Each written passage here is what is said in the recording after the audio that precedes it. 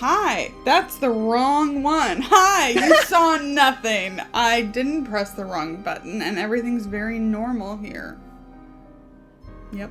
Welcome to Salty Sweet Games, everybody. Welcome to Masks of Nyarlathotep, a Pulp Cthulhu campaign. Somehow this is our 27th episode and I still do weird things like that. I am the aforementioned Salty. And I'm Sweet. And these various assorted spices are our friends. Before we go around and meet everyone and see who they're playing, how they're feeling, we got some quick channel shout outs to do. Firstly, a ton of thanks to our sponsors, the first being Roll20, a virtual tabletop of choice, which unites gamers across any distance with easy-to-use tools that run straight from your web browser for free. We're part of their Spotlight program, which highlights indie TTRPG creators all across the interwebs. We love them very much. Hi, Bunny. I know you're here. Secondly, for those of you who like the physical, where's my physical click-clack? My chonky boy, here it is. We are affiliates with Dice Envy. So if you go to their website and use our code SaltySweet, all caps, one word, you get 10% off your order, and it helps us out. The Mountain Dew Dragon's out. They have a new one that's like Lich themed. It's like holographic blue with like a brass. It's blue and purple holograph glitter with a brass outline. It's so pretty. They're not edible. This one looks like a truffle, and I love it. And last but not least, we have another sponsor to hype up. That's Grinding Coffee Co., a Black and LGBTQA plus owned company. Their brews are all organic and delicious. You can go to their website and use the code SaltySweetGames for 13% off. Finally, if you would like to affect the game, there are donation options down below. Everyone's fine though, and nobody needs anything. But like, if you wanted to give them something, thank you, Mal, already. I'm sure that will be very helpful. Basically, all of this goes to the channel, maintaining and doing like art for new shows and other things like that, and toward compensating our cast. Because we love them and they share their energy with us and their talent and all that other stuff. So you win a lot. You can give this party what? Advantages. There's an Eldritch gift table, which is not cursed. Because we're nice. Health and cursed. Health and sanity. Yes, and then restoring health and sanity. Don't worry about that one. Don't worry about it. No, just worry about it. Don't do that one. Worry about it. Anyway, thank you to everyone who has subscribed and gifted subs. It's September, so if you were on the fence, you can do it for cheaper, and cheaper is nothing I want rhymes with cheaper. It's good. Save money, support. Yay! You can click on those donor images or there are links down below. Blah, blah, blah, blah, blah. Last thing, we here at Salty Sweet Games use safety tools, lines, veils, X and a no cards, stars and wishes, and content warnings because while the characters may be put through hell or heartbreak, the players are here to have fun, and they're our priority always. See, without further ado, let's talk to some people. Kienna, who are you playing? Tell me all about it. Hell yeah. I play Irene Blackwell. She, her pronouns, and I use she, they. Irene is our resident forger. She has background mob affiliations, but kind of on the run from that.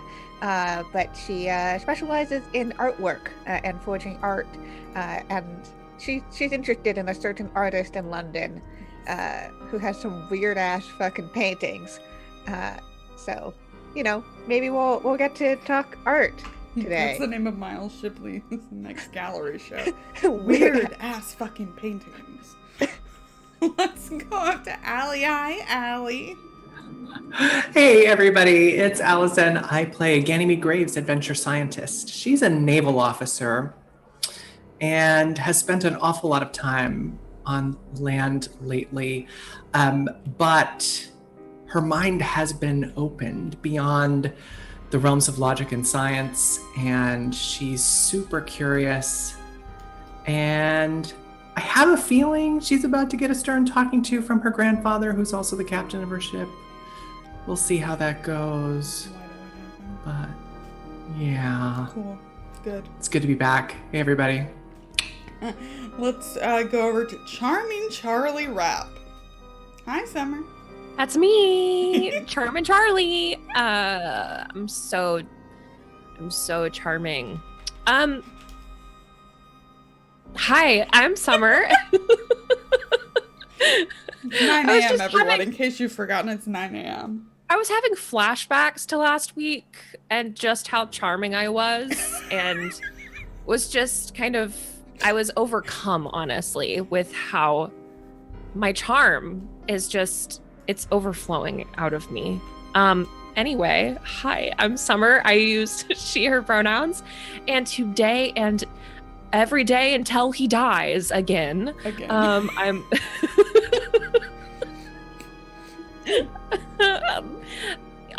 here's a personal goal of mine. Go ahead. I only want the watch, the pocket watch, to be used to save my dumb ass. That's all I want it to be used for. So Seb, keep it handy. And I'm playing Charlie Rapp. He uses he, him pronouns, and he is doing just fine. Good. And last but not least, our guest, Billy. Hi, Billy. Who are you? Tell us a little bit about who you're playing. Hi, I am Bill. I will be playing Mickey Mahoney, who is an editor for The Scoop, a tabloid here in London. What? No. Last but not least, Bill, no one else to cover. Keep going, Billy. It's fine. No. Yeah, I was sorry, Tommy. I was just following orders. Oh my God, Tommy! Keep going, Billy. Keep going. I was just following orders. I forfeit my time. Tommy. No. Tommy. You see, because Sam is a photojournalist, and every time we have a journalist on, Just go. Just Tommy, keep who are going. you playing? Tommy, who are you playing? I play no one and nothing, apparently. Tommy, I can't do this without you, please. It's fine. It's fine. Fine, I'll do your time. intro. Every Tommy, time. Tommy is Imperator Pengu over on Twitter, and he plays Zebulon Augustine Claiborne Montgomery III, who is a photojournalist and a good boy. Who gets thrown out the window the moment we have a more accomplished and better journalist. Apparently. Every time. I mean, it's tradition. Well, now that we're all very calm and centered and focused, and Tommy's done distracting all of us, I would do a recap, but I didn't write one. So listen, it's just me and you. It's just me and you, okay? Last time they were in the country, boo, boring. But there was a young, sweet girl who was turning into a ghoul. Zebulon, got his heartstrings tugged on, and he was trying to help her, and he did help manage to prevent her from attacking anyone else. But in the morning, when all the group was back together and they were headed back up to bring her to her home after some research and tense interactions, they discovered there was no way to reverse her condition and nothing to do about it. Fortunately, Irene was very chill. That's this recap. Was very chill and talked to her father and brother about some various options that the party had talked about, but just hadn't delivered in such a pleasing, easy to go down way. So the investigators left, this time with Zebulon's older sister in tow, Miss Annabelle Claiborne Montgomery. Charlie's ex may or may not be having a thing with another party member, may or may not be in grave danger. I don't know. I think there was a psychic who mentioned that. And that's it. I nailed it. So we're gonna get into it. You did it. Recaps, whatever. We are investigating. It's about what's happening right now. Yes. And that is that we are investigating the death of our dear friend, Jackson Elias. never forget. We remember why we're here. Definitely. Yes. Good. Okay, so we are going to pick back up at the cottage in Oxford. By the time you return, it is February 28th. It's a Saturday. You will have received your, what are they called, Allie? Reading passes? Yes. Yes. For the libraries there. So if anybody has any particular research they want to do before we get on the road proper, to the train, to the city, to modern Babylon, let me know. Beatrix is there with the results of the strange amber liquid. And of course there's dear grandfather. I feel like there's research that I want to do, but I don't know what it is. So Good. give me a second to look through my shit. Because I blacked out everything that happened before. A lesser Edale.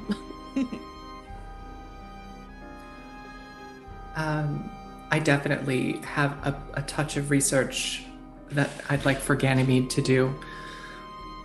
I think she comes downstairs to the dining room, and I think Ganymede has a bit of a sniffle after spending so much time out in the rain in the countryside, and so she's sneezing and sniffling, and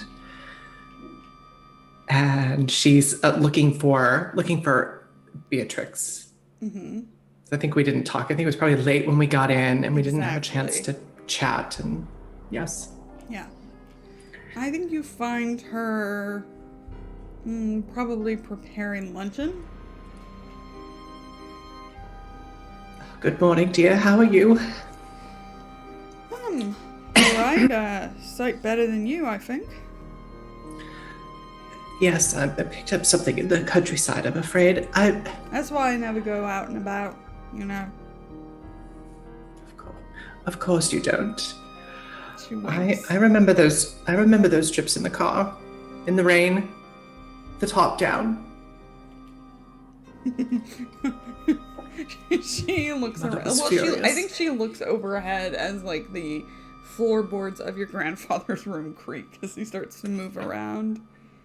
Yeah. So how has the old man been?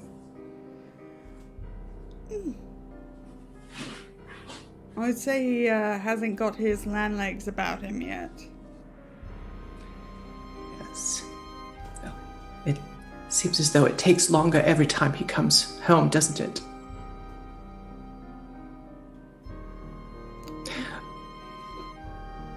So, I'm curious, and I'm pouring tea from the pot at this point. Did you discover anything with those vials of liquid that I left for you? Well, it's kind of strange. They don't no one at the university could really give it a name, so to speak. They seem to be like a powerful narcotic with possible euphoric properties, and that was from just kind of cursory glance. We did a few more tests, and it seemed to have a reaction with another compound, aqua regia. I think you would know what this is, Ganymede, or, I mean, if not, Beatrix would tell you.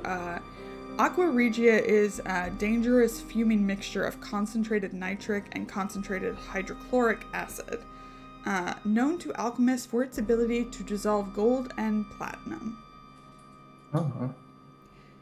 Right, but obviously it's not that. It just had kind of a weird reaction. One of the boys was doing an experiment, and I just, used what was available to me with a little Persuasion. Just a little then. She mocks her accent just a touch. Well, that's fascinating. All right then. So, perhaps we'll discover what it's for, but... Oh, do you know where my proper robe is? We're going to be at the library today. Oh, yeah. All right. She just sort of settles in behind her tea and sips. Okay. Anybody I else know. wanted to get any research done? We'll say this started kind of yesterday afternoon and can last through today since y'all leave in the morning. Yeah, so one thing that I kind of wanted to look into was, I know that the Carlisle expedition Yes. did a fair amount of research before they went to Egypt. Yep. I would love to look into that to see if there's any like Yes. leads I can follow up on, given what they were looking into here. Mhm. And then the other thing that I wanted to kind of dig into a little bit was I wanted to see if I could find anything out about Miles Shipley's life before fame. So like Sure. if there's any records about Miles Shipley's like parents or upbringing or literally anything that I can get my hands on just to have a better understanding of, because Miles was a worker, like not a formally trained painter, right? Correct. Yeah, so I kind of want to look into that as well. Okay. Just to see if there's any- who wants to can make a library use roll unless you have a very different focus. Oh, and I- Mal did donate 3 advantages for summer and Bless you. 1. Oh, and 1 I was more. out. And I'll roll a d3 for it. Got it. Okay. Well, I'm using one, so. Okay. Kia's 1, Tommy's 2, Allie's 3. Allie. Thanks, Mal. Never mind, I won't use that. Y'all are gonna have to start sticking to it. Oh. Okay. Are we taking library use for all the research that we're wanting to do right now? Did I get that right? Yeah, if you have anything else Okay. you want to add to this. I do. I'm curious about the inverted Ankh symbol that we found. Sure. Oh, And would love fuck to yeah. look into that a bit I think more. Zeb has been really quiet, like Yeah. maybe for the first time. Like I mean, he was pretty quiet during when Jackson Elias died, but that was a little different. That was a little bit more somber. This is like You see it? I drew it. he's just really just strangely quiet, and he's gonna research like I guess bloodline curses, I guess. I don't know. Sure, Something. And How to get out of a related deep to- depression.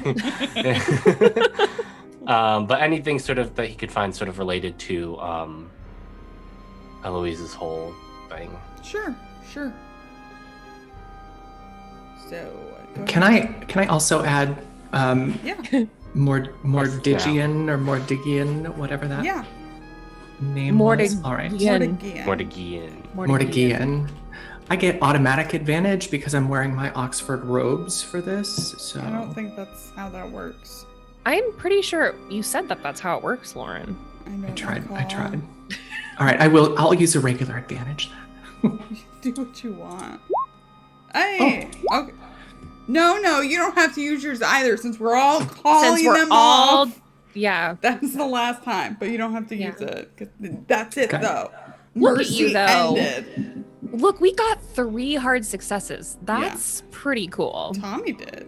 Look at Yeah. Yeah, we now I'm all gonna did. die later. that. Okay. So let me summarize this. Let's start with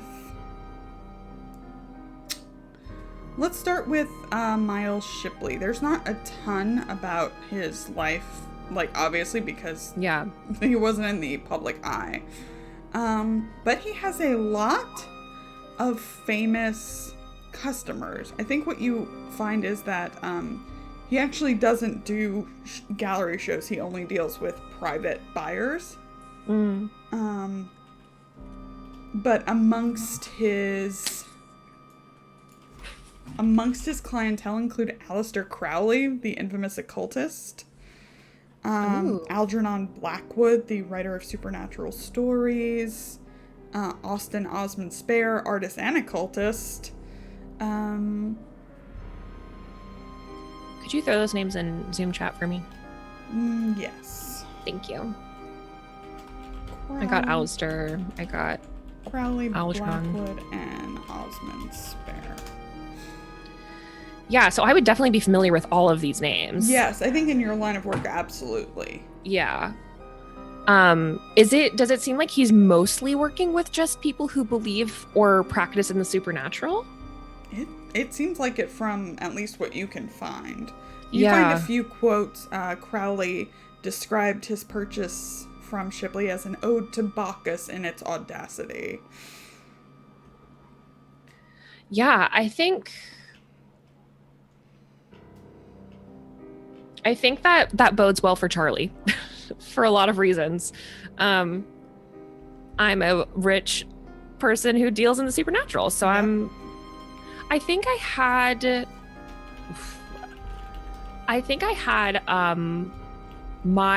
this is forever ago. This was in New York. I talked to my family, financial whoever, to try and get in touch with Miles. Didn't I do that? You talked to them about... I was trying to get my hands on a painting or something. The bitters. Yeah, the bitters. You're right. Yeah, and you got that information. Yeah. Okay, I'm gonna start trying to figure out how I can get in touch. I know that he's been holed up in his house and nobody's seen him for a long time. Yeah.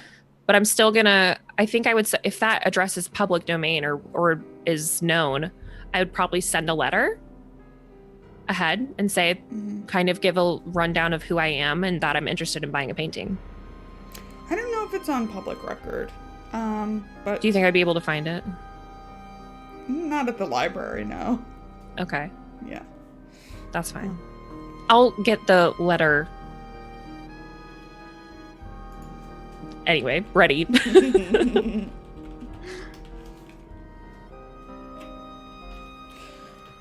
Okay. Was there anything else on Charlie's list?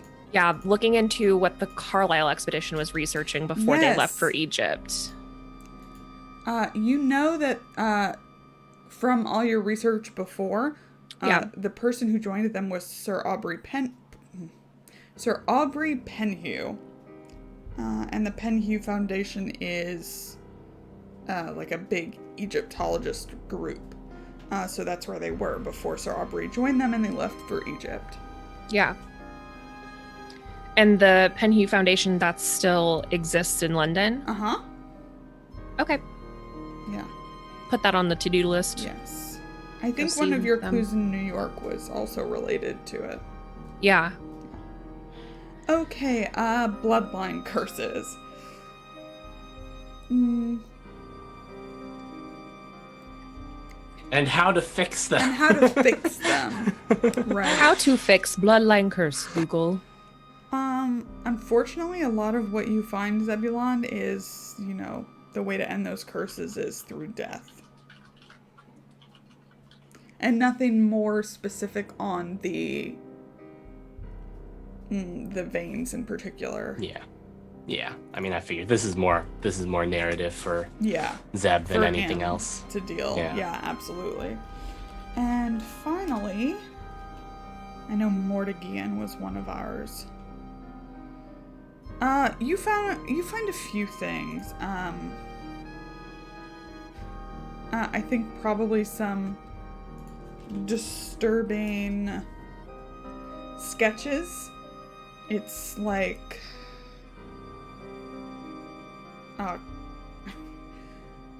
some kind of worm-like creature with teeth. is basically what you find. The name and variations of the name come up in relation to cannibalism and the eating of corpses. And there's not too much more on that, unfortunately. It definitely seems like a very old thing. You do see also it referred to as the charnel god.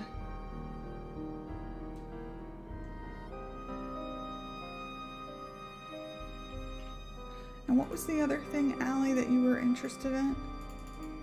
It was the inverted ankh. Yes! Yes, we love it. We love to see it.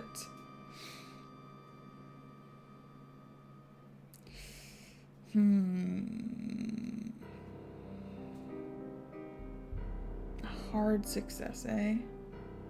Obviously, the ankh is related to Egypt. It being inverted is not, I mean, obviously not usual. It is usually the regular ankh is a symbol of life, so inverted probably means the opposite. But I don't think you find anything else on that.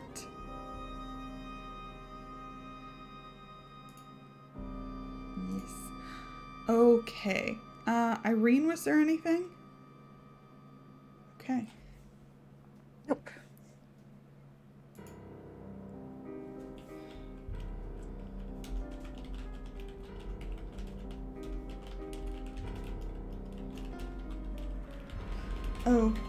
Okay. So, if there is nothing else, all of you can pack and get ready to head into town the morning of March 1st, a Sunday.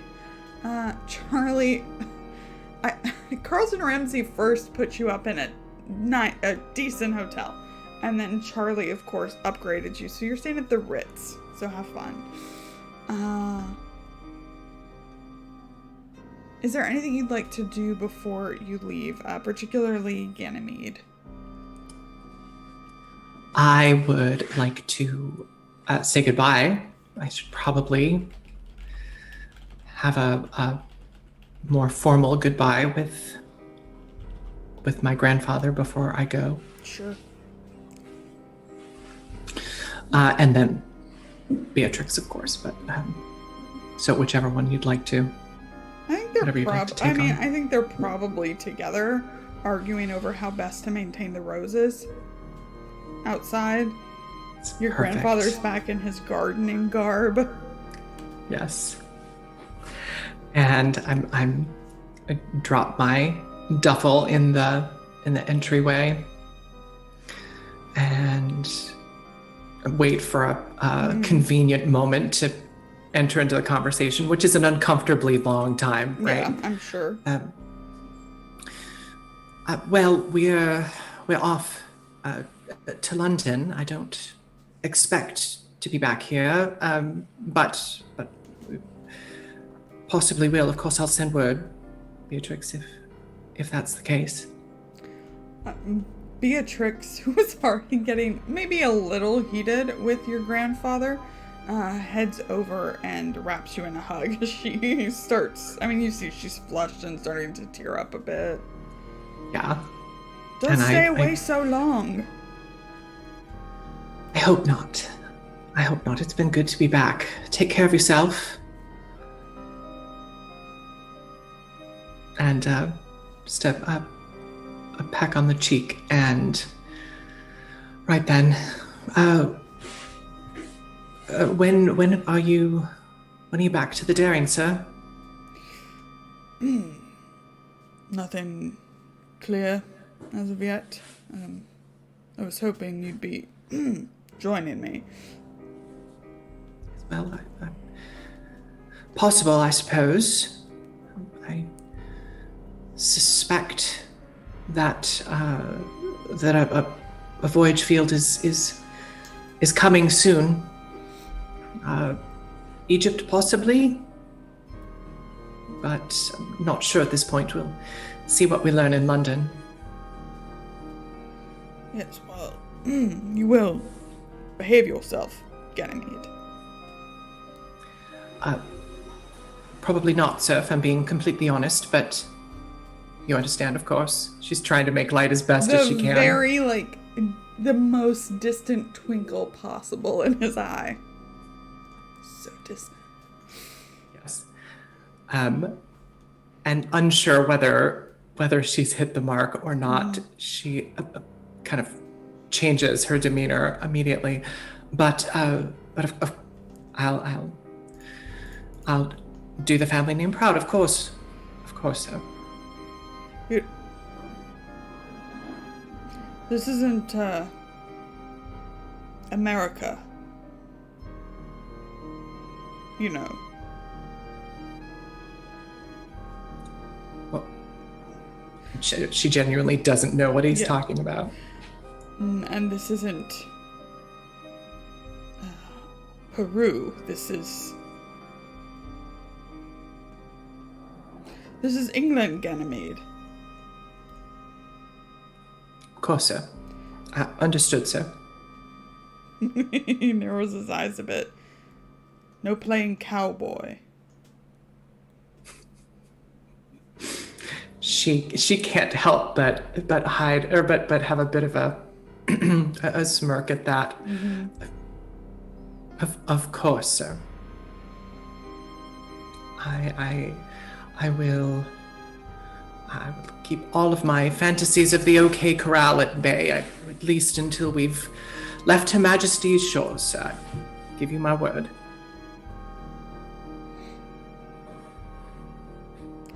Do y'all shake hands, or is... No, I think there's this awkward moment, and as after the pause, she says, "Do take care of yourself, grandfather. I'll return as soon as I can." And then she steps in for just a very quick embrace and a peck on the cheek. Yeah, I think he holds on to you a little bit, and you can't really see his face, but you feel some reluctance to let you go. Yeah. Okay. And as packing continues, Annabelle has woken up late and stumbles down the stairs, somehow still looking perfect, with way too many bags. And you can head to the train station. She has not talked to Charlie yet. Not a word. Oh, no attempt has been made. Perfect. That's exactly how we'll all be happiest. And we're gonna get on the train. Boom. Okay, train to London. It's very quick because you're not that far away. And you arrive probably around noon, we'll say, because I like keeping fastidious notes on time. The Ritz is high glamour, especially at this time. I think the biggest thing that you notice from Lesser Edale from Oxford, the biggest difference is the fog, which at this time was called, also known as the London Peculiars, basically caused by coal fires and factory pollution. Some people even call them pea supers, because they were often so dense and unpredictable that people caught in them found navigation difficult, if not impossible. And it wasn't just like clean, kind of gray, white fog. No, it's like yellow, brown, green. It's damp, it's cloying. This is London in the 20s. And a couple things happen when you arrive at the Ritz to check in. You have a message from when you left that message in that box on the ship with the mask inside, which is the whole thing, but they left a message and it has been responded to. And the response you receive is a business card that says Empire Spices in Soho. Let's see if I have anything to show you. Oh, I've already shown you. I think that's the same thing because that's where it was being shipped. Yeah. But Is now there a we just- callback number? Or is it just the business card? I think on the back it probably says "Come when convenient" in very thin scripted hand. Come when convenient. Okay. Yes. Cool. That's in Soho. And after you get all checked in, a rather odd man bursts through the door. Billy, will you describe Mickey for us? Yeah, so Mickey is kind of tall-ish. You wouldn't look up to him like, oh, Mickey's tall, but he is definitely of the tallish persuasion. He's kind of gaunt. Just doesn't seem like an individual that's concerned with food very often. You could see he's got bags under his eyes. His eyelids are halfway down his eyes, and he's kind of standing there, but he thinks he's moving, so his feet aren't moving, but his body's moving back and forth. And in his right hand, like a wand, he's waving an old wooden pipe. Yes. Wait, just for it's unimportant, but how tall is Billy? Is This Mickey? is totally not important. Mickey, sorry. It's 9 a.m. How tall is Mickey? It's not 9 a.m. It is. It is still 9 a.m. Mickey's like 6'2.5". Okay, I think I'm taller than you. Cool, great. Zeb is still taller than you. It's like tall-ish. He's not a giant, but he takes up space. Mm-hmm. Lauren is 5'2". Okay. So, would I recognize Mickey?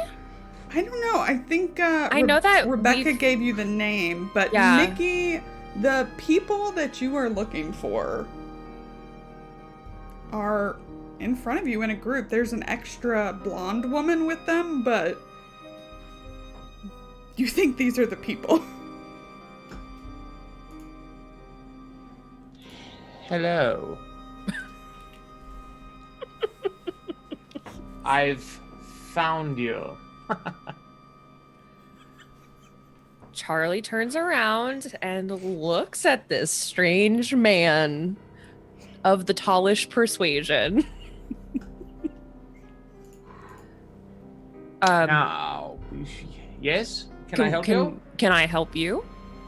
No, I am here for you.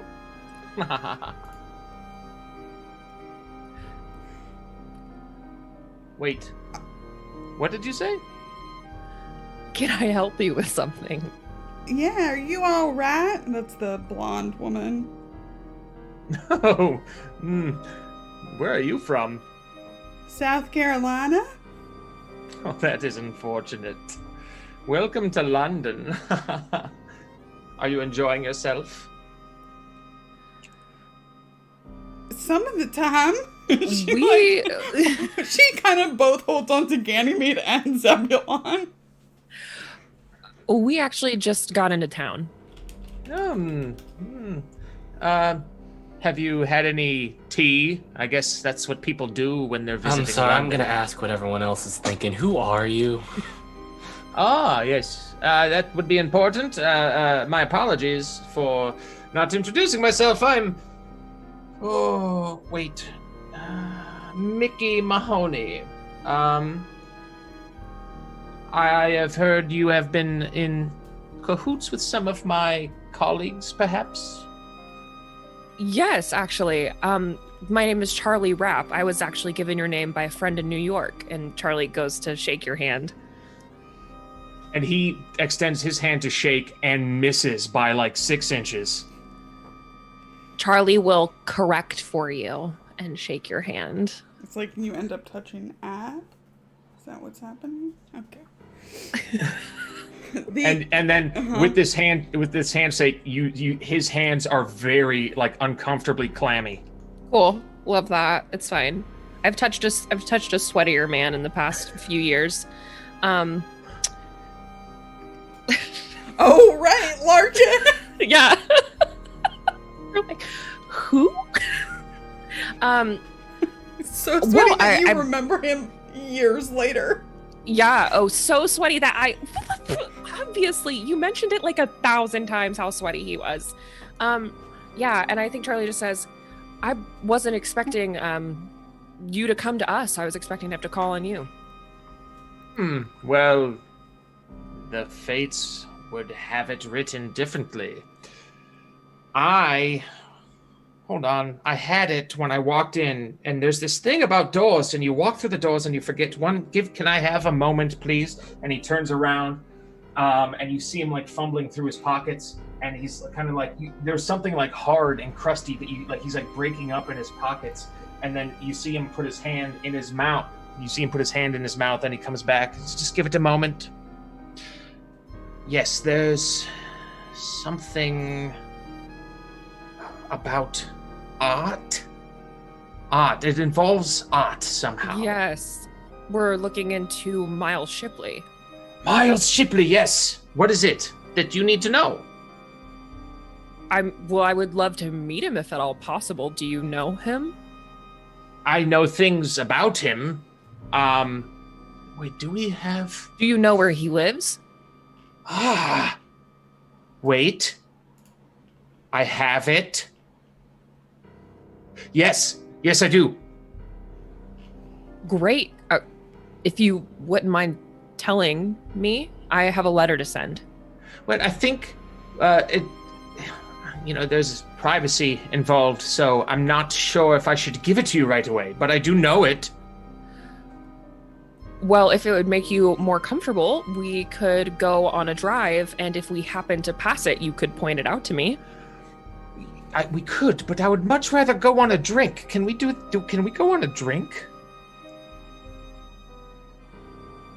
If you would like to come up to our room, I'm sure we could have a drink. Oh, you have all of you? You'd have one room? You could come to my room, and so could everyone else. That would be lovely. I would not be opposed at all. The concierge is giving the biggest stink eye to this odd man. Anyway, let's everyone, this is Mickey Mahoney. Friends with Rebecca Schoenberg back in New York. Hello. Of course. Mr. Mahoney, charmed. Ganymede Graves. Ganymede, I am quite a fan of alliteration, my friend. So were my parents, apparently. Parents. Fuck them. Ganymede actually, her smile fades just a touch with that. But she steps back to allow others to make their introductions. I think Charlie laughs. Fuck parents. And that shows the difference between Ganymede and Charles in one fell swoop. And my friend, he approaches Irene and kind of lazily extends a hand. Yes. I had it, Mickey Mahoney. Irene Blackwell, and she'll extend her hand and give a handshake. I think she's unsure of how firm to make this handshake because of how you approached her, so she's just very awkward. If you tell me how firm you make the handshake, I'll tell you what happens. I think it's a very I think it starts off somewhat firm, and then it just kind of goes he rests his hand on your hand and contributes 0 energy to the handshake. Good. Yep. And then his hips shift, but he's still kind of connected to your hand. So like the lower half of his body is on a different network than the upper half of his body, and his legs start walking towards Zebulon, and his upper body kind of follows. Mickey Mahoney, happy afternoon. Zeb will take your hand, and Zeb's got a very strong grip. When he shakes hands, he's a big boy. And he shakes it very firmly. Zebulon Augustine Claiborne Montgomery III. It is that is a lot. Do you have like a I'm not very. You can just call me Zeb. Thank you.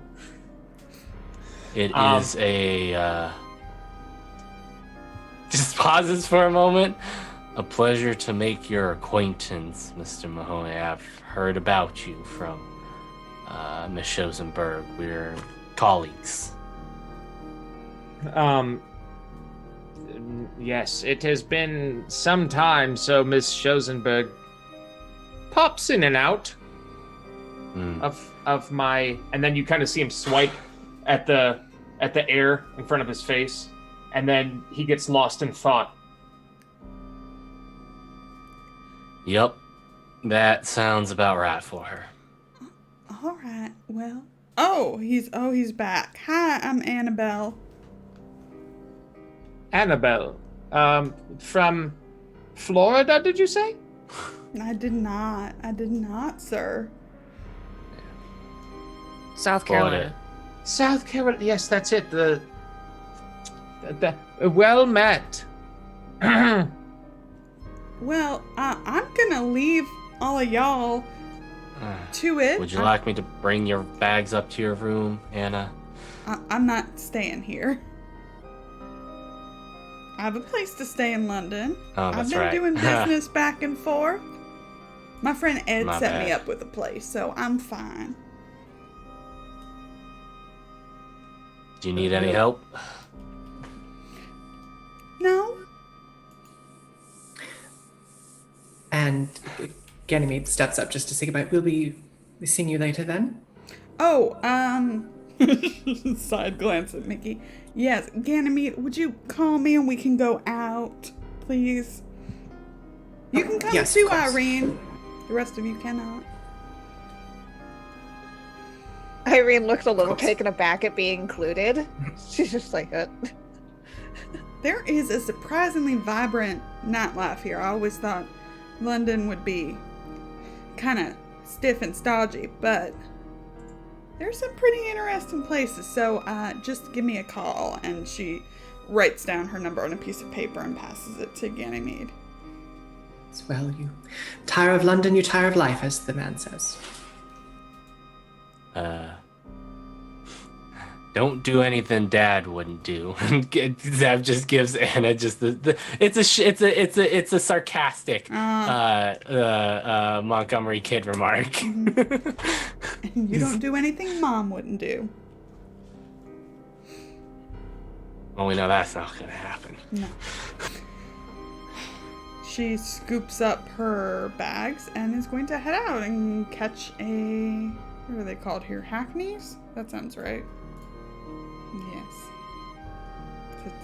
It's just a taxi. Okay, she's gone. I will take everyone up to my massive, massive suite.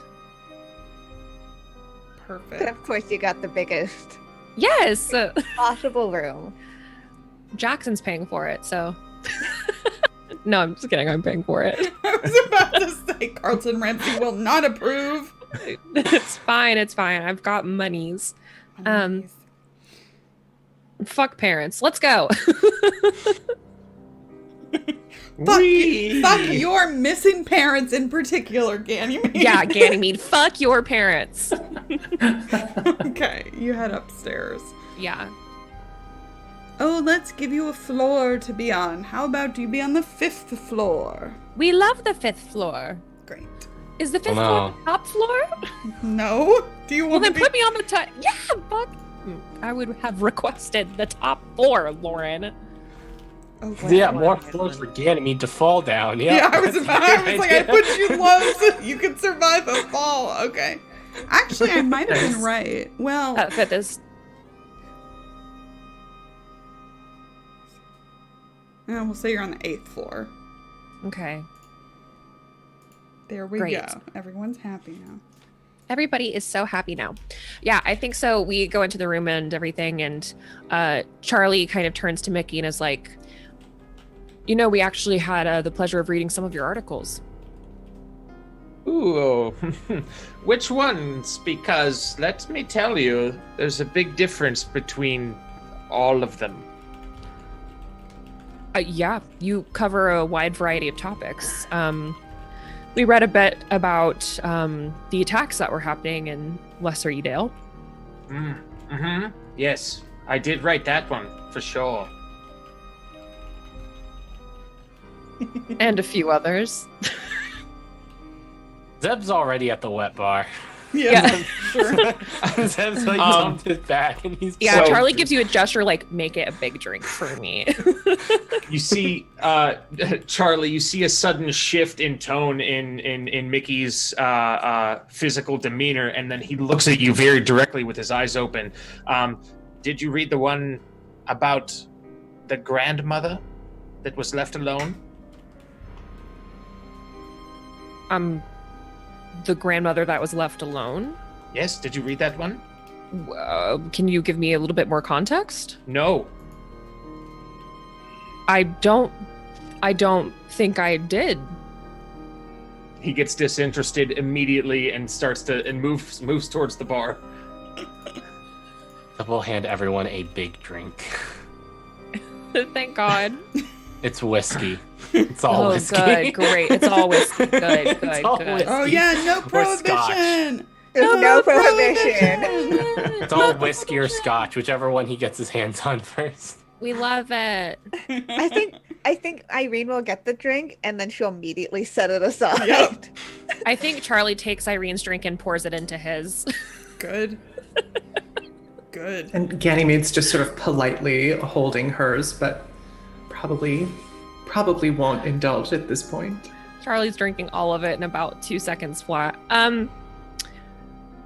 So, you came to see us. Was there a reason behind that? He puts his hand in his pocket and takes out some of that crunchy powder and like sprinkles it on top of his whiskey and then drinks the whiskey. Yes, there was. It was, give me a moment. And he kind of like steps back and feels the air with his hands and tries to just elicit some sort of sensory response from the environment to like cue his brain into what he needs to deliver. Yes, it was, and he points to Irene. I have something, I believe for you. And he starts, he's like flailing around his kimono. He's got like high-waisted linen pants and he shoves his hands in his pockets, and pulls out a key.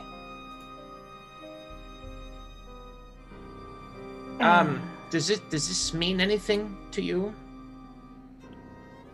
I don't think so. Kienna, the player, can't remember shit, so No, it doesn't. cool. We don't have any locks that I can remember. Yeah, so no. Do you remember who told you to give me a key? Not at the moment, and he sips on his drink again and throws the key back behind him, disinterested. Irene's just like, okay, and she's just gonna go over and pick up the key. Sure. Other than the key that you don't remember who gave it to you, was there anything else? Jackson! That's it. Jackson Elias Yes. gave you the key. Yes. Now let me enjoy my drink for a moment, thank you. I think there's an immediate shift in Irene's like demeanor when she has the key. Because at first it's just like, "What the fuck is this?" And then it goes into like, "Oh," it's kind of actually clasped it in her hand.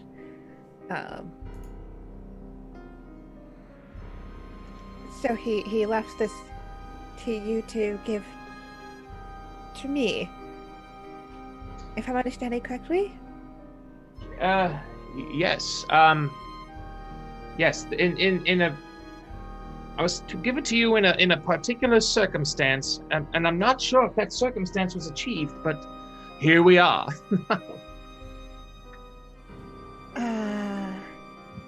In the case of his passing? That's it.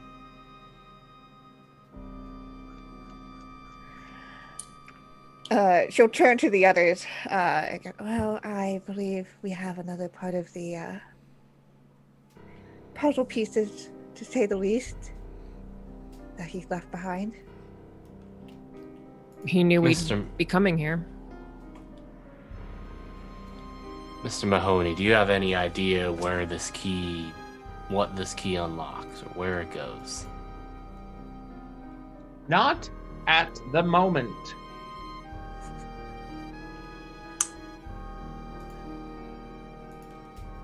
Can I help you? Is there any form of markings or anything on the key? No! Great, love that for me. Anything otherwise unusual?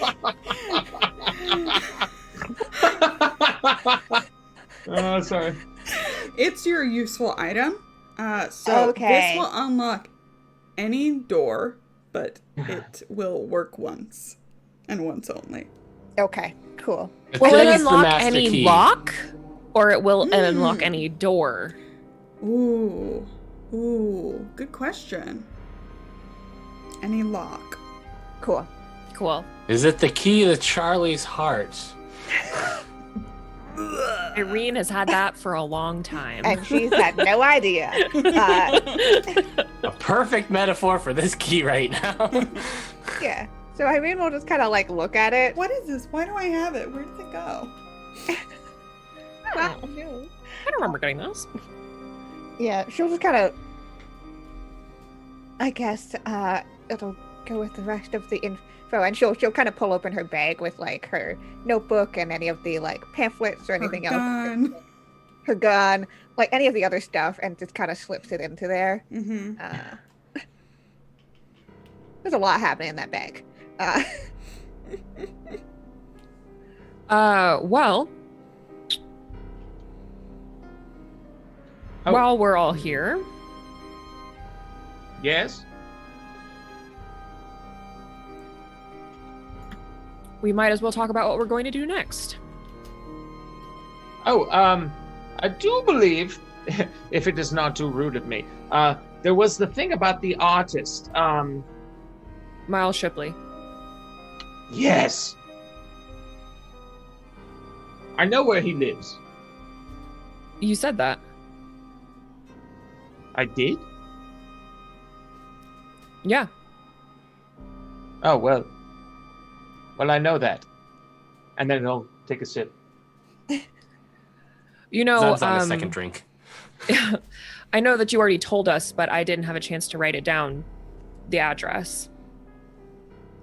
Oh. Okay. Well, do you have I can write it down for you. I don't mind writing it. And Charlie will go grab a notepad. He does not trust that he would be able to read Mickey's writing later. Probably fair. Mm-hmm. Okay. Yes, it... Go ahead.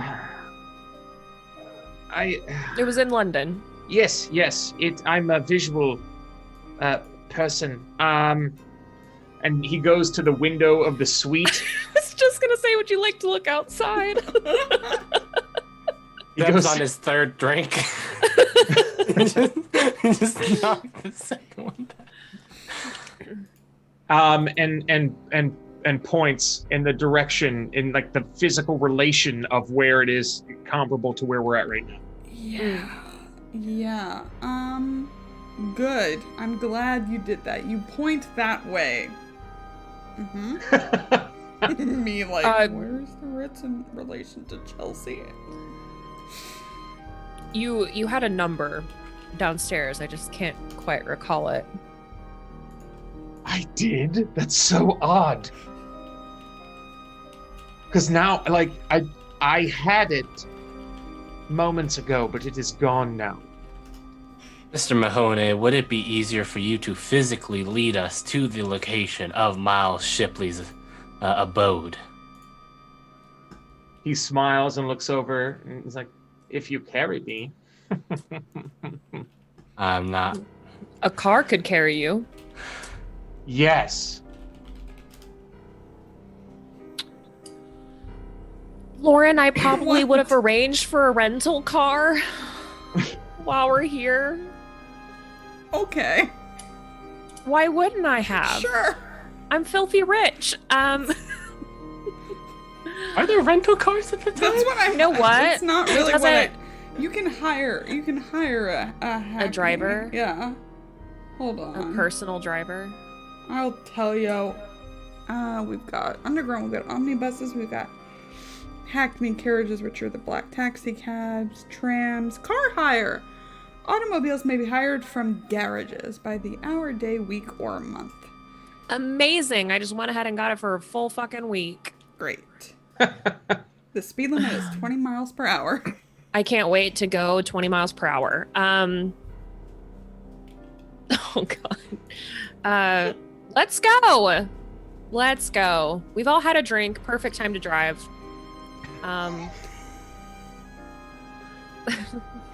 Here we go. Nah, at least drop off my bags at my room first there. Go. Do it. And Ganymede doesn't. She just leaves her duffel right here, but she does open it and pulls out that leather case that contains her shotgun with the boarding axe. But it's closed, so you can't see what it is, but she sort of puts it over her shoulder. Well, okay, Corral. No, avoided. Very well then, let's. I think I should go to drop off your bag, Zeb. You are hit with the What is this? Just this is me rooting for something to happen. Great, good. You are hit with the overwhelming smell of cumin. Human. Mm-hmm.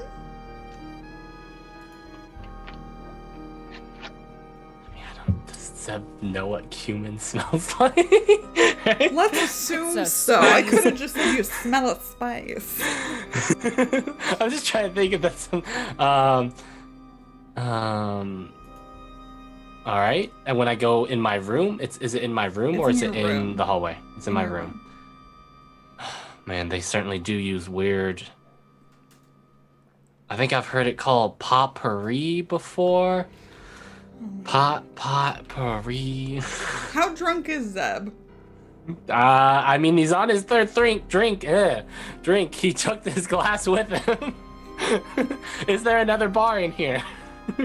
Sure. Is there a mini bar? Why not? You could make a roll happen, Lauren. That is a thing. I don't know. Let's just do it to see how drunk you are. I'm not going to give you any, disadvantage on anything. It's a Constitution? con. Yeah, it's I'm a assuming? con. Yeah. I'm Yeah. great at con. He's I'm a tipsy, big guy. though. It takes a lot to get to Zeb. Yeah, he's also like his primary experience with drinking in the States was like near 100% moonshine. Like, let's be real here. True. Can I Like- also roll just for funsies? Because I'm terrible at con. Sure, go for it. I love it. It's just fun. And I'm going to be But driving Zeb's- a fucking car. Zeb's definitely tipsy. Okay. 100%.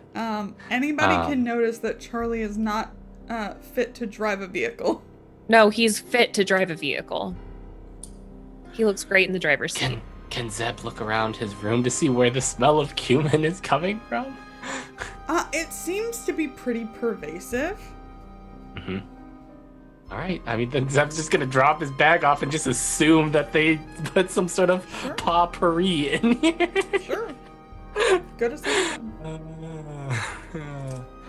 And he's gonna, I guess, go and check on the others in the lobby, I guess. Okay. We can all meet up. Irene and Ganymede are sober. Who knows what Mickey is? And the boys are tipsy. Who knows what Mickey is? It's just this entire guess. High, drunk, we're not sure. Both. Eccentric. Eccentric, yeah. Forgetful. Yeah. And Charlie just goes, all right, let's head out. Am I driving?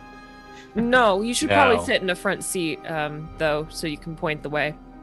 No, I think, Charles, perhaps I should drive, accustomed to driving on the proper side of the road as I am, and you are not. Yeah, I think that would be a good idea. That's actually a really good idea.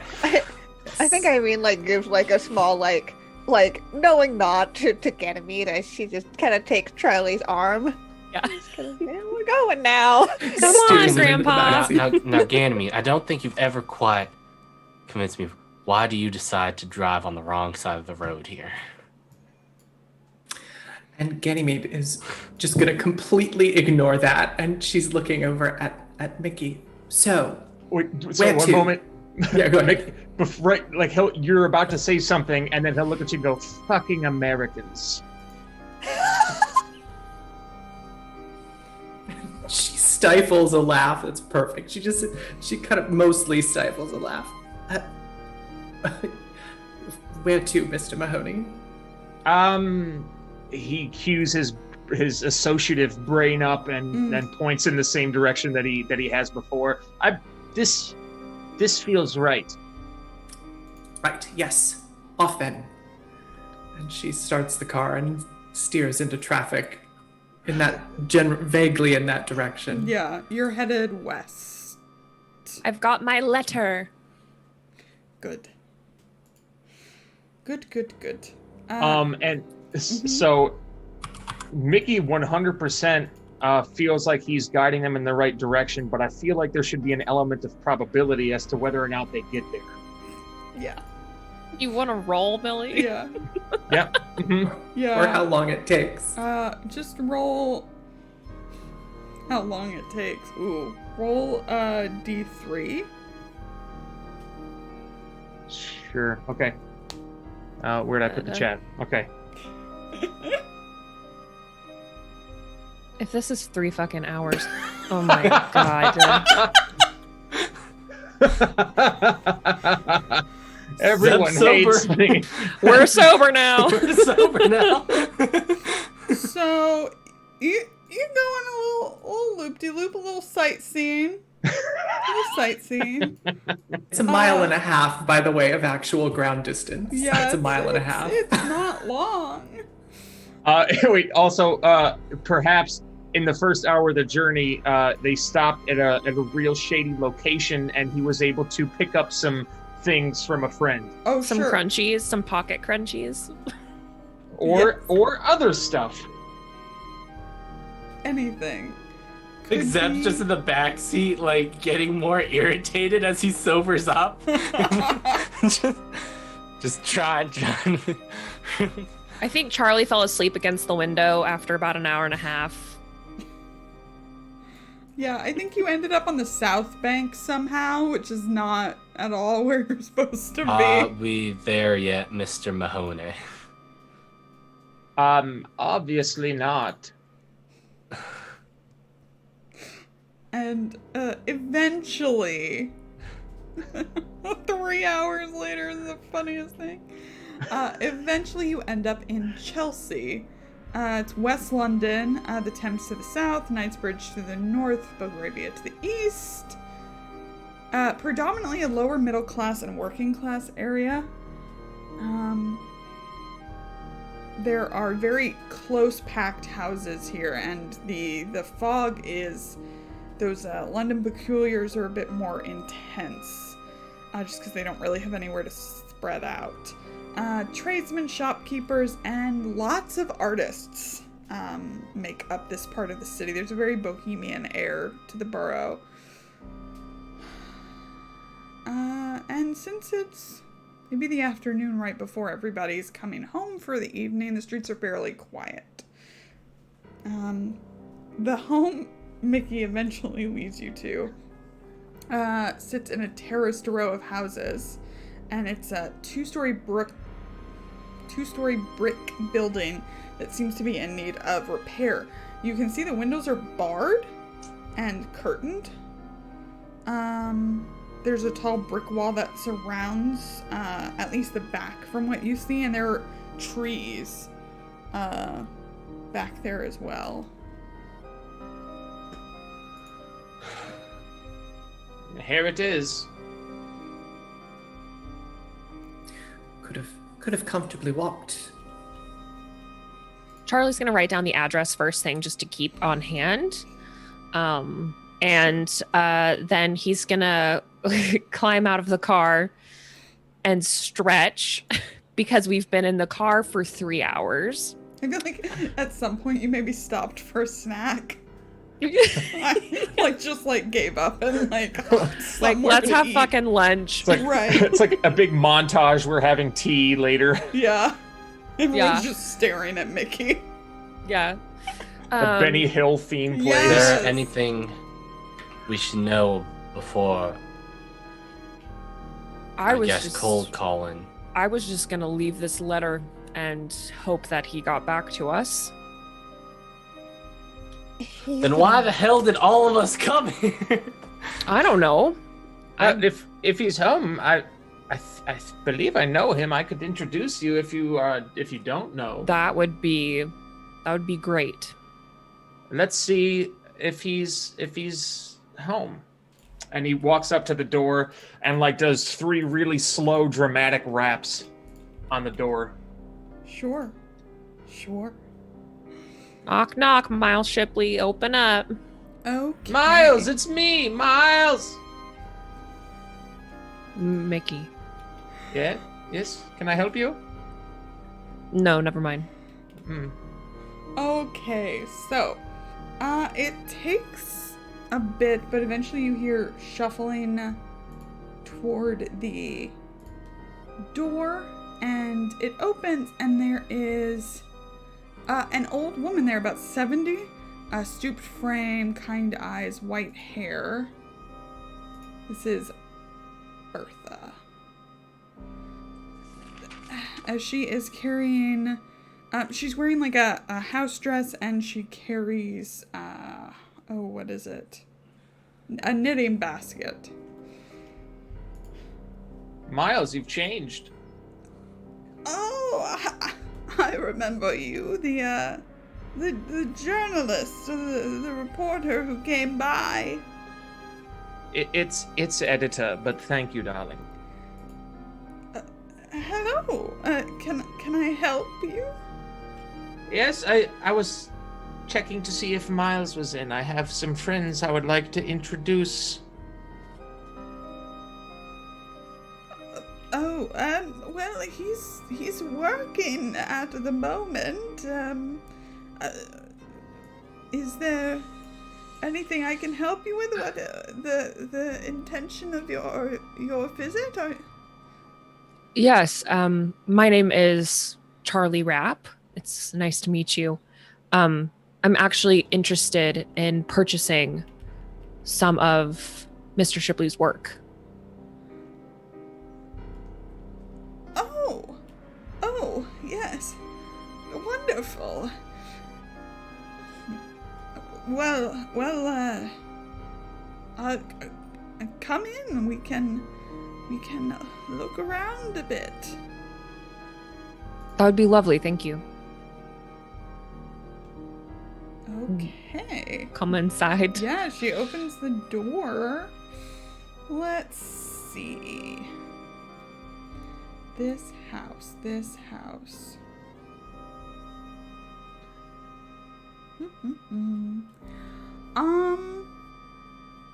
Anyone can make a natural world roll. Sure.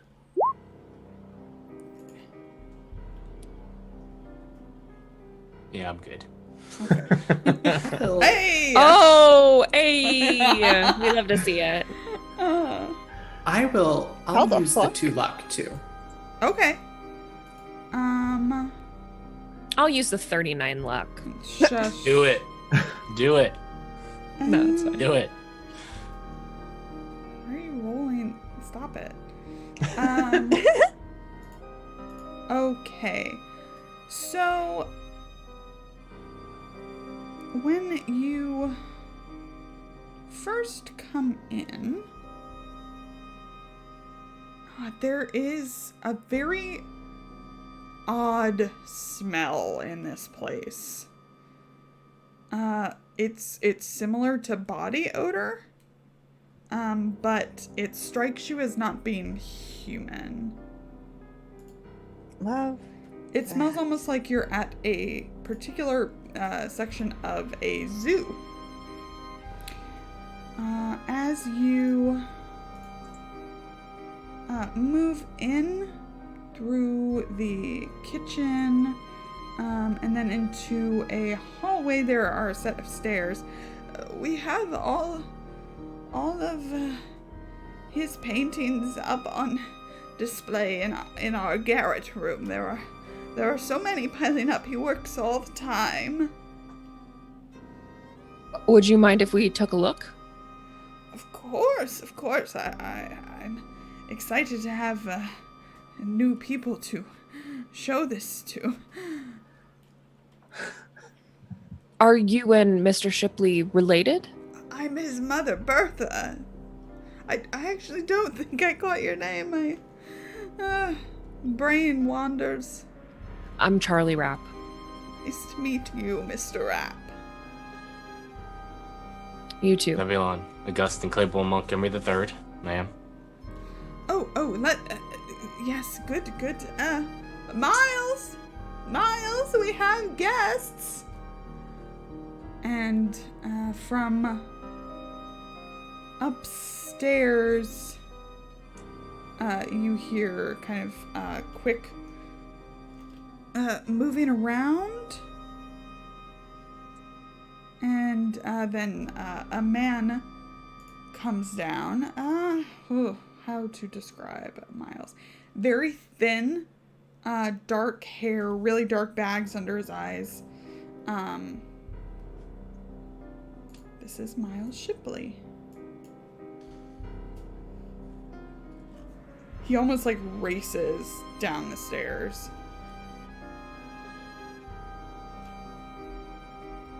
Miles. Mr. Shipley. Oh, yes, but by all means, you go talk. No, you're friends. Mr. Oh, Mahoney, yes. I thought all our business was concluded. I was in the area and just wanted to stop by to see if you'd be interested in a mid-afternoon bump.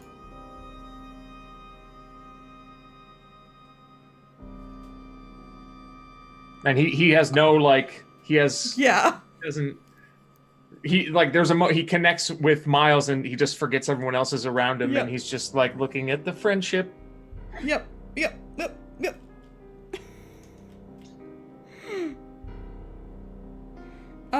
Mickey.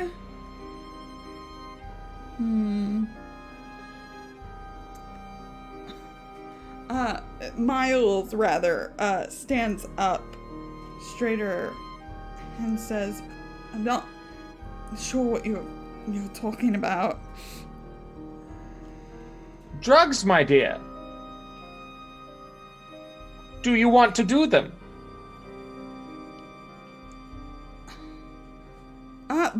So Bertha has this kind of dazed, addled look on her face, and Miles is just, again, sweating. He seems to have, like, paint all over his fingers and his clothes. I don't know. I don't know what he's talking about, Mother. Everyone, are you... I'm Miles Shipley. I know Mickey's a little strange, but they're here to see your work, dear. Bertha finally pipes up. I was, we actually came across some of your work in New York, and, well, since then I've been interested in potentially purchasing some. We'd love to see what you have. Sure,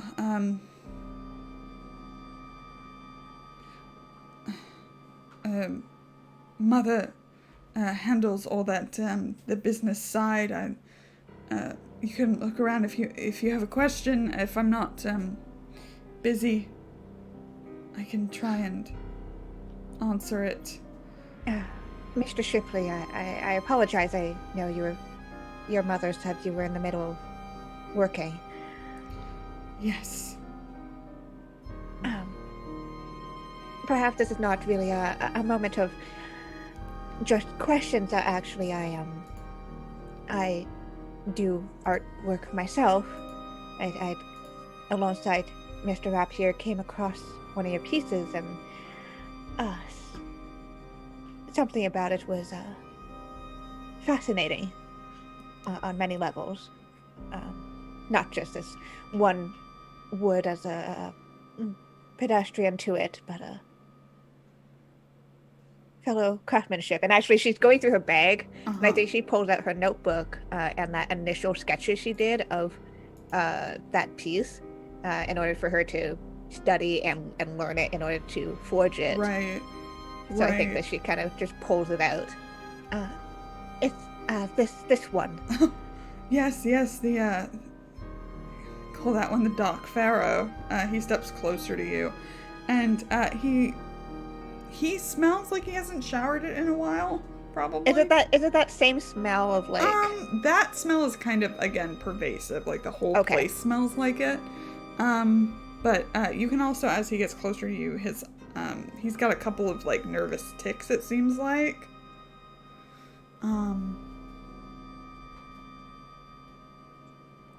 Yeah. It was quite good. You capture some of the feeling. I was trying my best when I was doing these studies. I find it helpful for me to do these, to, try to capture and learn from it. But I was actually more interested about the inspiration behind this. I mean, it's such a unique vision, and yet something about it seems familiar to me. He swallows hard when you ask about his inspiration. And it takes him a while. You hear his breathing becomes very shallow, and he says, I don't know, it just comes to me. Dreams, sometimes. Just regular dreams. Can I, read this dude real quick? Sure, roll psychology. Cool. I'll use an advantage, and I really will use it. Okay. Quick. 1. Ooh. Okay, I'll use 2 luck. Okay. As you watch him, this man looks terrified. Yeah. Like, he's obviously also exhausted, and that's, partly suppressing it, but, also, keeps, looking at all of you, kind of. There's something about him that is tinged with perhaps fear? Guilt and fear.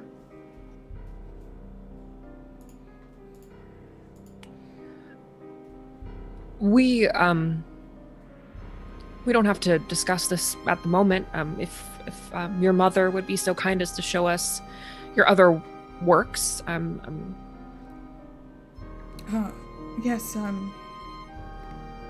And I can show you. And he turns to Irene. I'm sorry, I don't think I caught your name.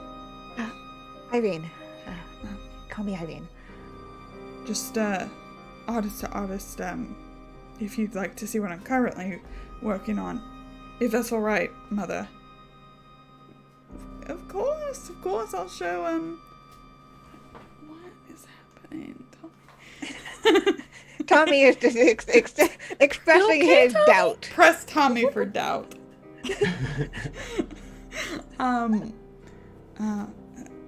Of course, artist to artist. It's always nice to meet one. Yes, the rest of you follow me to the garret room. Charlie gives Irene a look like, are you gonna be okay? Yeah, Irene just like pats her bag. Yeah. She always has her gun on her now, so Yeah. like, Yeah. it's here. We're cool. Yeah, I think he just says, holler if you need us. Of course. Mr. Shipley, I'd be honored to see what you have. Good.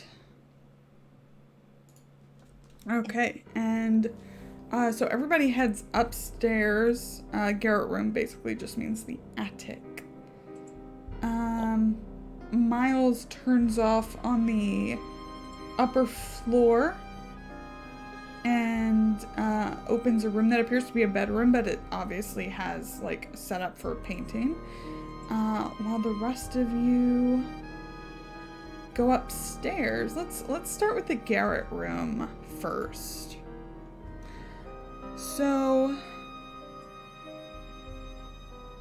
Bertha kind of slowly like hobbles over to each one and unmasks it, so to speak. They're all covered, but she takes each one off. Before I describe these, just to make it easier, you're all going to need to make sanity rolls, which includes for what Irene is going to see what he's working on. Just makes it easier. Sure. I'll use another advantage. Sure. Yep. I feel fine. Yep. I'm Nice. also gonna use an advantage on this. God, I can't believe I just failed that so miserably. Hard success. That's Wow. nice. Just Oh. for fun, I'm gonna save my advantage. Sure. This makes nice. This makes sense for Irene to have that level of success. Those of you succeeded lose 2 sanity. Those of you who failed, which I think is just Charlie, Just me. I'm scared. you lose 6 sanity. Ooh, And you can don't like that. You can tell me how this affects you after I describe the scene. Sure. So, the paintings in the garret room are kind of displayed in a circle. I think there's not much else up here apart from like a closet. The things you see, she goes kind of to each one, and one after another, just more horrific than the next. One, she says, this is what he calls ancient science. I confess I don't know what it is, but what he means by that. There is what looks like an alchemist's laboratory. There are vials and gas coming out of them. And working at the table is not a person, but some kind of a reptilian humanoid who's dissecting something. There's lots of blood, so it's hard to identify whatever it's dissecting.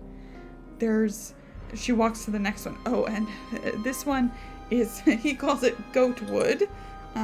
It's a nighttime woodland scene. There's a yellow moon casting sickly rays through dark branches upon a group of naked men and women who cavort around a bonfire.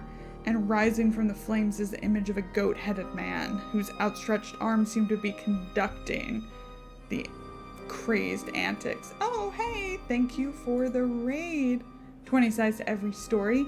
We're looking at some insane paintings. And she walks over to the last one, and he calls this one Drawn in Blood. And this one is a stomach churning scene of a man being eviscerated with a silver dagger, which is held in the hand of a robed figure. It seems to be some kind of act of ritual sacrifice.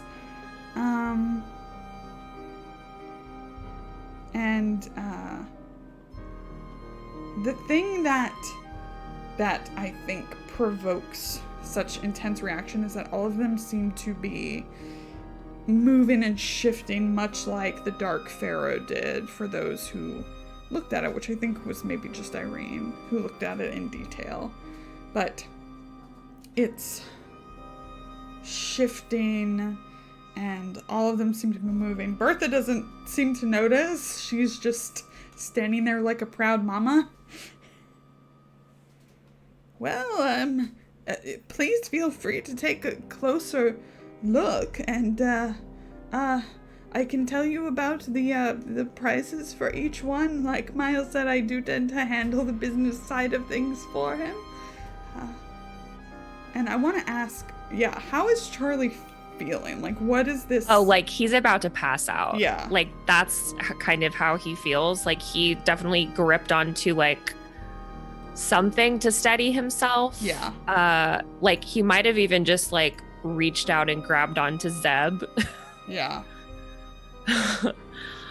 And I think that he just feels sick. Like he feels like nauseous and like hot. Yeah. And I think that smell too is not doing any favors to Charlie right now. Yeah.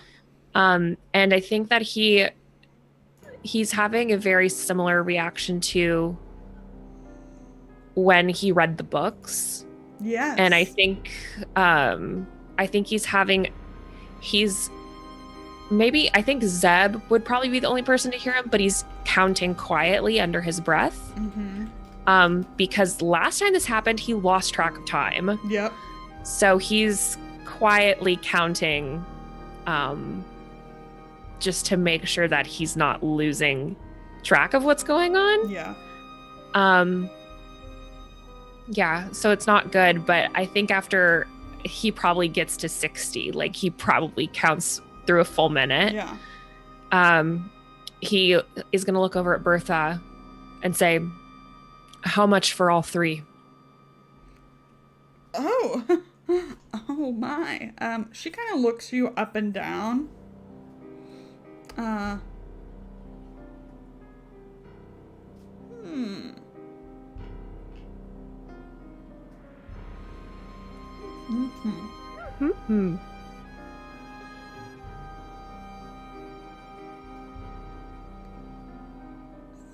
Well, I mean, I'd easily think they were worth... I mean, maybe it's just a mother talking, but 300 pounds apiece? That's exorbitant. I mean, it's high art or whatever, but it's still a lot of money, especially for now. Yeah. I think Charlie, this is actually a good thing to kind of ground him. Mm-hmm. And he says, "How about 500 for the lot?"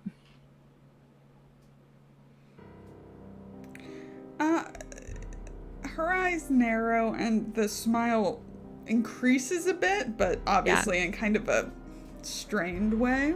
Yeah. 600. 550. You can make a persuade. Okay. Never I'll use an haggled like advantage. this in Cthulhu. I'll use an advantage. Sure. Yep. And, 600, I think, is... this is our only means of income. I myself am rather old. Would Okay, you like fine. a moment 600. to think about this decision, Charlie? No, I've thought it over. 600. And he'll offer his hand to shake hers. She shakes it. old people's skin. Can I vibe check her?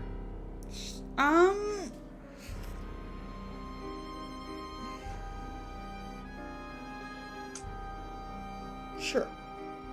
Okay. If you don't think that there's a point for me trying to sense anything supernatural, I can just do psychology. Yeah, that's the thing is, it's possible. So you should go for it. Okay, I will. Success. Just barely. Good, take my luck. Jeez, get it out of here. Yeah. Roll a d10 for your magic points. Yeah, sure. 1. Woohoo! Nice. Okay. Oh, I didn't switch my music. Boo. Oh, we'll switch it now. Cool. I'll crank it. I think as you shake her hand and you focus in,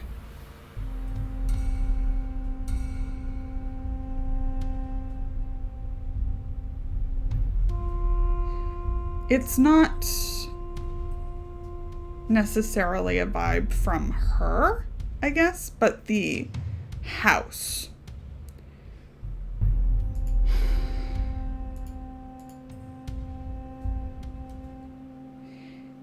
And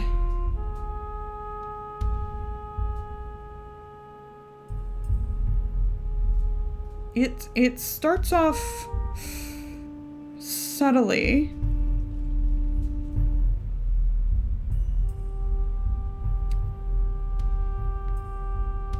but and it's not nearby, I think, is why it maybe took you so long. Yeah. I think it manifests as just the sound of screams. The sounds of shock at first, and then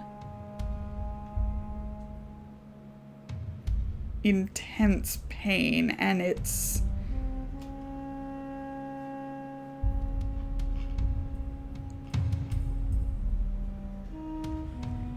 not as old as some of the other things you've witnessed, like the charnel pit in Peru. It's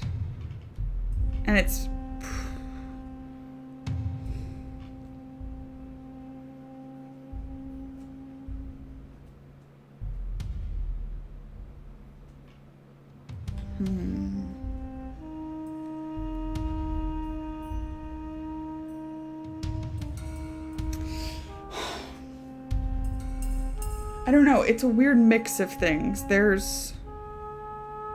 And I think that smell just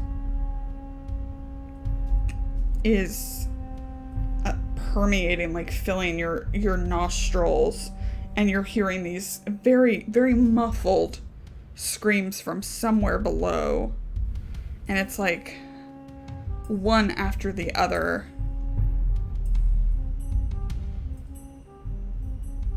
And let's drop down to Miles's room. He leads you in, and there's a canvas in the middle of his room, Irene. A large canvas.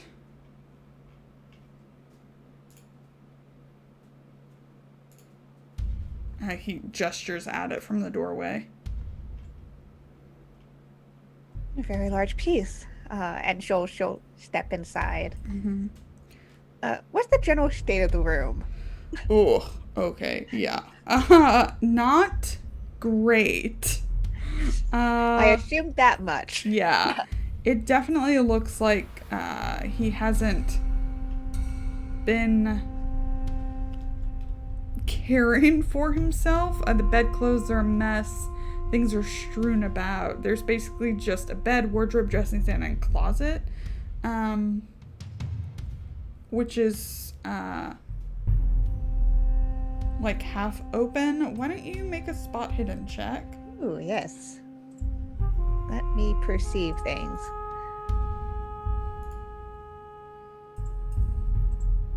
Nice. So yeah, you have advantage because of your talent. You see a small lacquered box in the closet that's kind of sticking out from behind a hat box.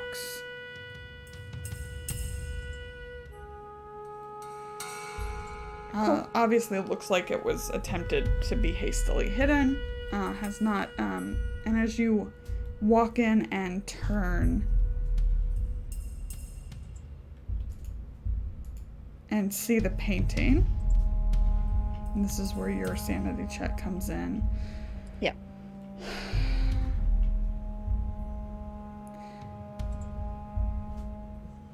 A towering mountain. You're not sure where.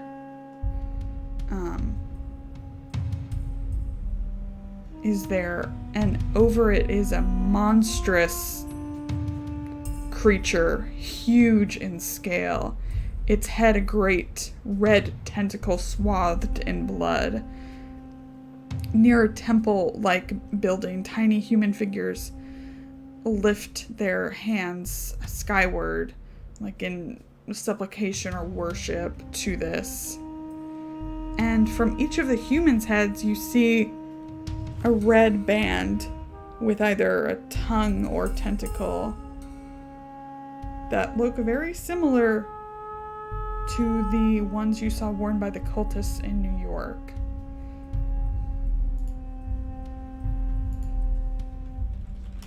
Yeah, so I think she's leaning in to the canvas to look at these figures, obviously keeping a respectable distance. Mm-hmm. Doesn't want to look like she's infringing on his space. Mm-hmm. And as you're looking at it, as you've moved into the room, he closes the door very suddenly and locks it and turns back around to you. Oh, great. Love that.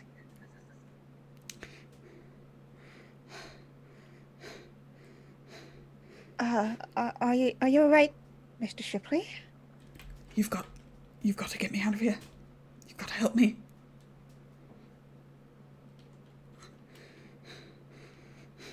All right. I think I need a little more detail. I can't say. Are you being imprisoned here? Yes. He's made me do horrible things. Horrible. He's not what he appears to be, and you need to get me out. I think there's a moment where she kind of like straightens up a little bit. This gentleman, I assume. Does he appear to have another presence within him? He doesn't respond to that. I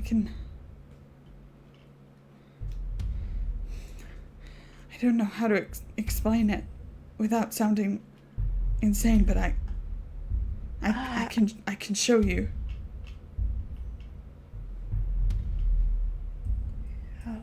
All right. And you see now that this has taken like all his remaining energy. He already looked perpetually exhausted, but he looks like that took all the remaining energy that he had. Yeah, and I think Irene kind of like comes up close and like will very gently place her hand on his arm. Mm-hmm.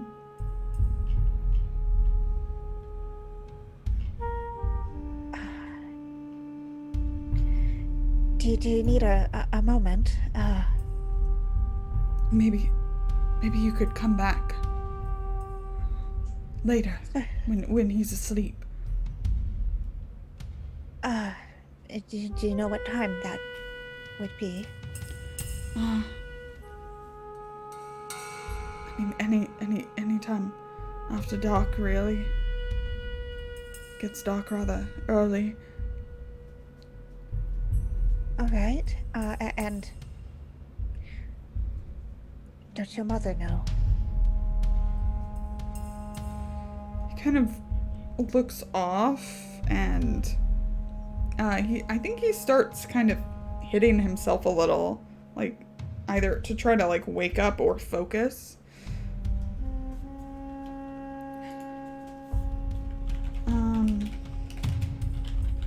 Just come back tonight, and we'll have to be quiet. I don't know about your friends, but if you come back, I can at least show you quietly.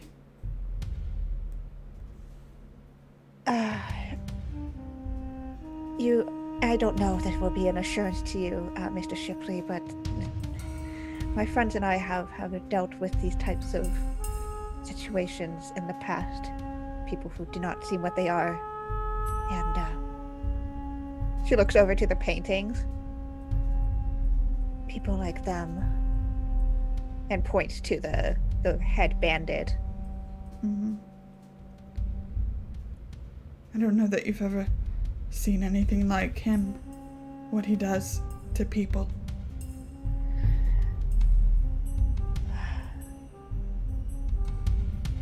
I've met one man that I believe might be similar. Did he ever tell you that there's something in your eyes?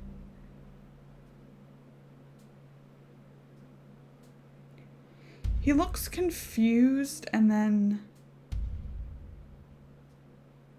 he looks over to the closet door. Make another spot hidden. Great. Swear to God, if that fucking box. Hard success. Hard success.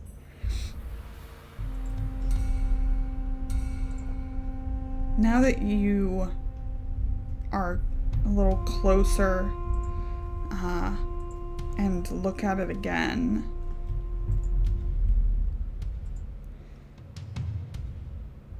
you see very subtly carved into it is an inverted ankh. And I think that's where we're going to end today's session. Everything's fine. Everything's fine. Goodness. Everything's okay. I like this music. Yeah, totally cool and fine. Totally and cool and nothing fine. is weird about this place at all.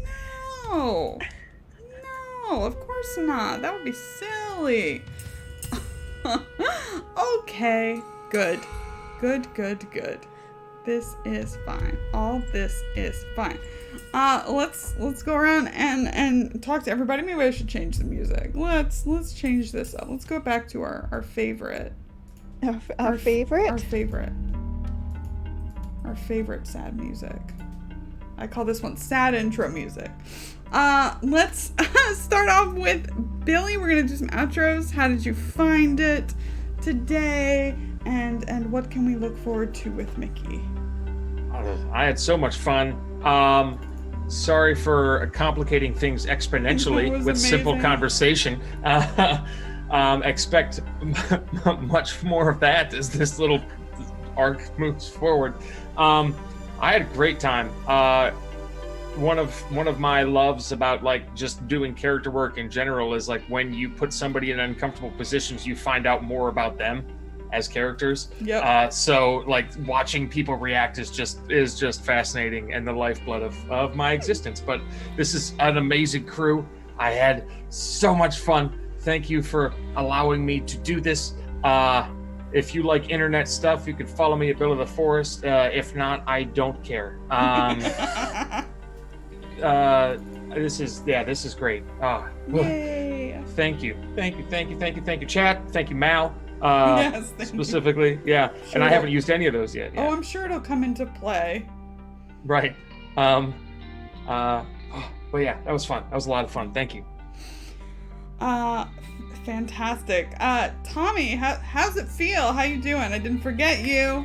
Yeah, I see you decided to remember me today. Bro. Hi, yes. I mean, I actually rolled pretty well today, You which did I think came at the expense of Charlie. So I'm fine with that. Oh my gosh, Billy, Mickey was just everything. Just so much. I love him. We're not rescuing Miles. If Zeb has learned anything, it's don't make promises to rescue people anymore. Smart, so smart. He's just so jaded now. Yep. But yeah, I am super looking forward to finding out more about this definitely not absolutely horrific, creepy painter and his studio and whatever's going on here. Yeah. And the demons that be. I am Tommy at Imperative Pingo on the Twitter sphere. I do video editing and tabletop RPG stuff across the interwebs, like the intro to this show. Yay. Let's see, other than here on Saturdays, you can find me over on Fridays at 6 p.m. Eastern over on Encounter Roleplay, where I run Eclipse, a Urban Shadows campaign. Things just really popped off there, so come check us out. It is a lot of fun. Awesome. Let's go up to Summer. Hey. Hey. Just casually dropping, what, 13,000 pounds? More than that. Wow. Yeah, more than that. 'Cause it was 27,000, I each? think. Like 27. Yeah. Yeah. Well, yeah. So yeah. So like 27, 26,000, something like that. Wow. 24,000. Either way, it's fine. Yeah, it's totally fine. I'm Summer. You can find me on Twitter at Just a Summer Job. That's where I tweet and retweet about everything that I've got going on. You can find me here every Saturday doing this, and it's so fun. And you can find me on Off the Table most often on throughout the week. I don't need to go through this. Yeah. Just go follow me on Twitter. It's fine. Yeah. Also, Billy, you are amazing. I love Mickey so much. What a disaster, baby. We love to see it. We love to it. See it. And let's go over to Allie. How you doing? Yeah, let me just pick up that thread for a moment. I have been like impatiently waiting for the opportunity to play Billy with you for a long time, to play again with you, and I'm never disappointed. Never disappointed. I am a charter member of the Mickey Mahoney fan club. So good. Just so good. MICKEY. I'm like constantly, I shouldn't be anymore after so many years of playing this game, but I'm still constantly surprised by its ability to evoke super deep emotions in me. Lauren, when you played Miles Shipley saying, "You've got to get me out of here," like my stomach dropped, and I'm still not right. So good. Look, I believe in you. I believe you can save one NPC. Yes. Just one. You got it. But we only get one, so we have to decide if this is the one. I don't know. Apparently Annabelle is still in mortal danger. One per continent, or one per country. In the meantime, hey everybody, it's Allie. You can find me on Twitter at Allison Robinson with 2 L's and a Y. I'm constantly talking about the stuff that we have going on there. And so just follow me there and you can catch it all. Whew. I need a nap after this. I will see you all next time. Awesome. And Key, anything personal to plug? Yeah, y'all can find me over on Twitter at Kienna S. Best way to figure out what I'm doing. When I'm not here on the channel, mostly just here though, I am the GM for Against the Stars, our Burn Bright campaign over here on Tuesdays, so make sure to check those out. What about you, Lauren? I'm Lauren. I'm that salty ginger over on Twitter. You can find me here every weekend. What is it? Saturday to Tuesday now. Tuesday. Yeah, Saturday to Tuesday. And I'm also a GM with the Magpie Curated Play program. And when the second half of September games go up, I'm going to be running 2 more sessions of Bluebeard's Bride, Eastern friendly times. It's going to be on the 23rd and 25th. They're not up yet though, so when they are, I'll tell you about it. Otherwise, that's really it. So I'll do some quick channel stuff. Thank you to our sponsors. Thank you, Roll20. Thank you, Dice Envy. Thank you, Grinding Coffee Co. We work with these companies because we believe in them and what they're doing, and they're nice people. So go check them out. Otherwise, we will be back here tomorrow. Oh, we're working on VODs. There's some weird thing going around Twitch. We're working on it, but those will be on YouTube eventually. They will eventually be on YouTube. Just make sure to go sub to us there, because that's when you'll get them. Once Twitch gets its shit together. Make sure to follow us on Twitter. Yeah, Twitter. And then for our schedule, we'll be back Sunday at 8 a.m. Pacific for the Gayest Witcher show on Twitch. This is just the official title now. Monday evening for Strange Invasion, our D&D sci-fi campaign run by Allie, and then on Tuesday for Burn Bright Against the Stars run by Kienna. That's our sponsored Roll20 show, so you can come check that out, where we take donations for code 2040. Otherwise, we'll be back here next week because I'm excited to see what y'all do. Yep, I have nothing else to say. I'll do a recap next time. Hey. Okay, we're gonna get out of here. All right, wait, bye everybody. We're gonna go raid Jess. Okay, goodbye. They're playing Heart.